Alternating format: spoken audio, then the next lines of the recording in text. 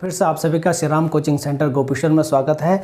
आज हम पढ़ेंगे एक महान शख्सियत के बारे में उत्तराखंड के, जिनका नाम क्या है, मुकुंद राम बड़थवाल। छोटा सा 5-7 मिनट का टॉपिक रहने वाला, काफ़ी इंपॉर्टेंट है। 1-2 नंबर जो यहाँ से पूछे जाने की संभावना है, हम उन पे क्या करेंगे, डिस्कस करेंगे। ठीक, तो ध्यान रखना, काफ़ी इंपॉर्टेंट कैरेक्टर तथा ये सक्सेस ऐसी है, ये एक महान ज्योतिषाचार्य होते हैं। ये क्या होते हैं, एक महान ज्योतिषाचार्य होने के साथ साथ संस्कृत के एक प्रकांड विद्वान भी होते हैं। ठीक, तो ऐसे गुमनाम शख्सियत के बारे में हमें जानना जरूरी है। उत्तराखंड की धरती पे ऐसा महान व्यक्तित्व ने जन्म लिया था। तो सबसे पहले हम इनका जन्म का देख लेते हैं। इनका जन्म होता है 9 नवंबर 1887 ईस्वी को। इनका क्या होता है, जन्म होता है 9 नवंबर 1887 ईस्वी को इनका जन्म होता है। इनका जन्म स्थान पौड़ी में होता है भाई। जन्म स्थान खंडगांव पौड़ी में है भाई। इनका जन्म स्थान खंडगांव, ये कहाँ पे पड़ता है, पौड़ी गढ़वाल में पड़ता है। ठीक, इनकी मृत्यु होती है 30 सितंबर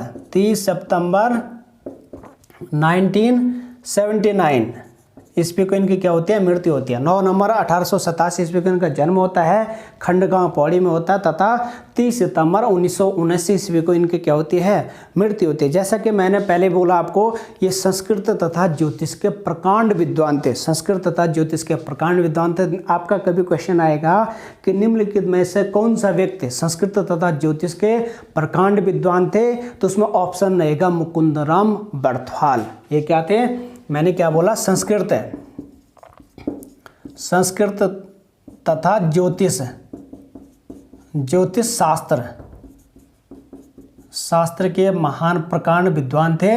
तो जिस कारण इन्हें क्या, और ये प्रकांड विद्वान होने के कारण इन्हें देवज्ञ के नाम से भी जाना जाता है। तो देवज्ञ के नाम से भी, उपनाम से भी जाना जाता है। तो वेरी वेरी इंपॉर्टेंट, आपका बहुत इंपॉर्टेंट क्वेश्चन आता है कि देवज्ञ के उपनाम से किसे जाना जाता है, तो मुकुंद राम बड़थवाल को देवज्ञ के उपनाम से जाना जाता है। काफ़ी इंपॉर्टेंट है ये, आपको उपनाम में ये क्वेश्चन तो ये बनता है भाई आपका। ठीक, अब देखो ये क्या थे, ज्योतिषाचार्य थे तथा ज्योतिष के प्रकांड विद्वान थे। इनकी प्रारंभिक शिक्षा पौड़ी गढ़वाल में हुई थी तथा इसके अलावा इनकी लाहौर में हुई थी। पौड़ी गढ़वाल और लाहौर में इनकी शिक्षा होती है। और इनकी पूछा जाएगा कि मुकुंद राम बड़थवाल की साहित्य साधना कहाँ पे होती है, तो इनकी साहित्य साधना देवप्रयाग में होती है। इनकी साहित्य पूछेगा, इनकी प्रारंभिक शिक्षा गढ़वाल तथा लाहौर में होती है। और इनकी साहित्य साधना, अगर कभी ये वाला क्वेश्चन बन सकता तो साहित्य साधना बोलेगा तो देवप्रयाग में इनकी साहित्य साधना पूरी होती है भाई।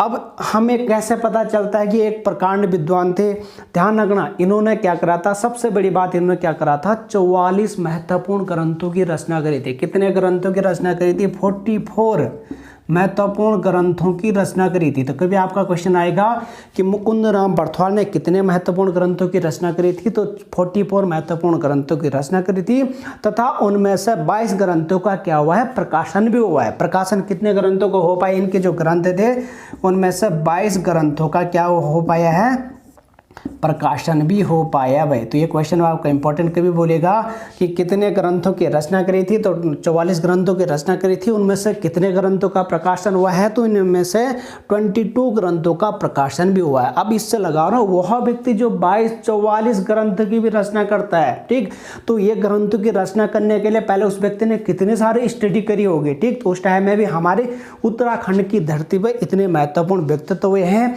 और ध्यान रखना, इन्होंने संस्कृत ज्योतिष में क्या करा था, इन्होंने ज्योतिष शास्त्र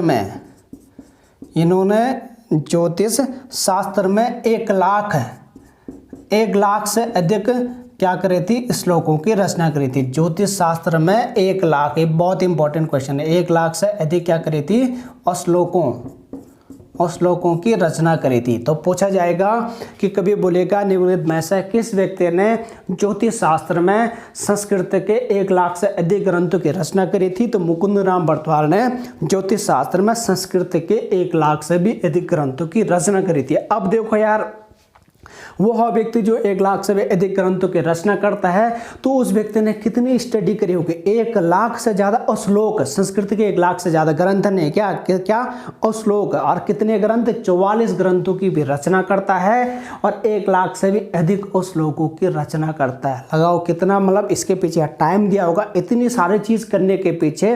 तो इससे हम ये कह सकते हैं कि ये क्या थे? प्रकांड विद्वान थे, और इसीलिए इन्हें क्या किया गया? देवज्ञ के नाम से भी जाना गया। तथा इनके अगर पिताजी का नाम पूछेगा, जन्म, स्थान, मृत्यु, और इनके अगर पिता का नाम पूछता है तो इनके पिता का नाम रघुवर दत्त बर्थवाल था। क्या था? रघुवर दत्त बर्थवाल था भाई, बर्थवाल था। रघुवर दत्त बर्थवाल इनके पिताजी का नाम था। तो देखो इनकी ज्योतिषाचार्य, ये प्रकांड विद्वान होने के कारण इन्हें क्या कहा गया? देवज्ञ के नाम से भी इन्हें पुकारा गया। और मैंने क्या बोला, इनके प्रारंभिक शिक्षा गढ़वाल में हुई तथा लाहौर में हुई, तथा इनकी साहित्य साधना बोलेगा तो साहित्य साधना इनके कहाँ पे होती है? इनकी साहित्य साधना आपकी देवप्रयाग में होती है। ठीक, और ध्यान रखना, इनकी ये विद्वानता को देखते हुए, इनका ज्योतिष शास्त्र तथा इनके प्रकांडता को देखते हुए एक प्राचीन ऋषि थे, प्राचीन ऋषि जिनका नाम था बारहमिहिर, तो उनसे इनकी तुलना की जाने लगी। तो कभी आपका आएगा निम्नलिखित में से किस ऋषि से किस व्यक्ति की बोलेगा? निम्नलिखित में से किस व्यक्ति की प्राचीन ऋषि बारहमिहिर से तुलना की जाती थी? तो उसका नाम क्या है? मुकुंद राम बर्थवाल था। ठीक, तो ये क्वेश्चन में आपका वेरी वेरी इंपॉर्टेंट बनता है। और मुकुंद राम बर्थवाल ने क्या करा था? इन्हें भारतीय ज्योतिष शास्त्र ने इन्हें क्या करा था? ये अभिनव बारहमिहिर के पुरस्कार से भी सम्मानित किया था। किसके पुरस्कार से? अभिनव वाराह, ऐसा लिखेंगे हम, अभिनव बारहमिहिर के पुरस्कार से भी क्या किया गया था? इन्हें सम्मानित किया गया था। देखो भारतीय ज्योतिष संस्थान ने इन्हें अभिनव बारहमिहिर के नाम से भी पुरस्कार से भी सम्मानित किया गया था।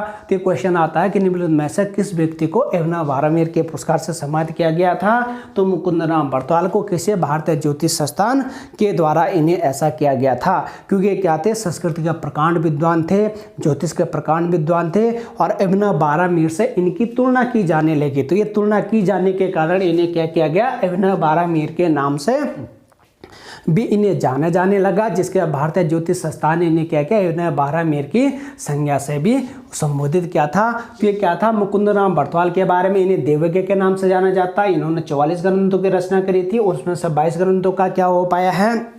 ये प्रकाशन हुआ है। इनकी साहित्य साधना देवप्रयाग में हुई थी। इन्हें देवज्ञ के नाम से जाना जाते हैं। संस्कृत तथा ज्योतिष के प्रकांड विद्वान थे। इनका जन्म 9 नवंबर 1887 को होता, खंडगांव पौड़ी में होता। 30 सितंबर 1979 की क्या होती? मृत्यु हो जाती है, वगैरह वगैरह। इनसे क्या आते हैं? संबंधित बातें आती। इन्होंने 1 लाख से अधिक श्लोकों की रचना करी थी, और इन्हें अभिनव बारहमिहिर के नाम से क्या किया जाता है? जाना जाता है। तथा अंत में इनका क्या हो गया था? 30 सितंबर 1979 को क्या हुआ था? इनका शरीर पंचतत्व में विलीन हो गया था, तथा गंगा के तट पर इनका क्या किया गया था? शरीर को विसर्जित किया गया था। और वहीं गंगा तट पर आज भी क्या है? इनके नाम का एक आश्रम है, जिसका नाम क्या है? मुकुंद आश्रम। ठीक, हरिद्वार के गंगा तट पर इनका आश्रम है, जिसका नाम क्या आपका?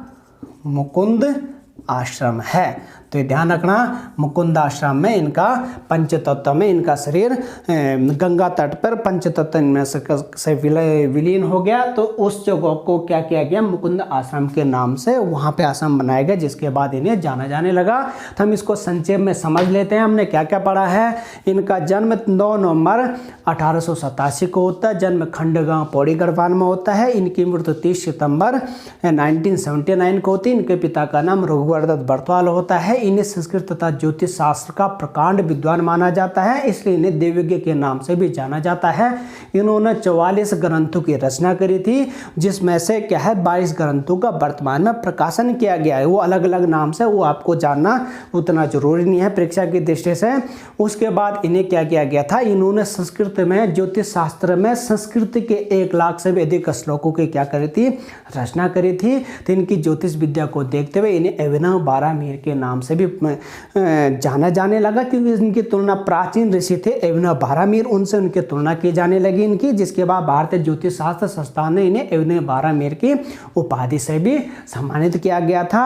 तो ये भी आपका क्या इंपॉर्टेंट है। और हरिद्वार के गंगा तट पर इनका क्या किया था, शरीर पंचतत्व में विलीन किया गया था, जिसके बाद से क्या क्या कहते हैं, वहाँ पे एक आश्रम है जिसका नाम क्या है, मुकुंद आश्रम। तो देवज्ञ बोलेगा, बारामीर बोलेगा, ज्योतिषाचार्य बोलेगा, तो तमाम सारी चीज़ों से किसको अलंकित किया जाता है, तो तमाम सारी चीज़ों से किसको, मुकुंदराम बरथवाल को अलंकित किया जाता। तो थैंक यू, इतना ही था। और यहाँ पे इंपॉर्टेंट क्वेश्चन होता। धन्यवाद।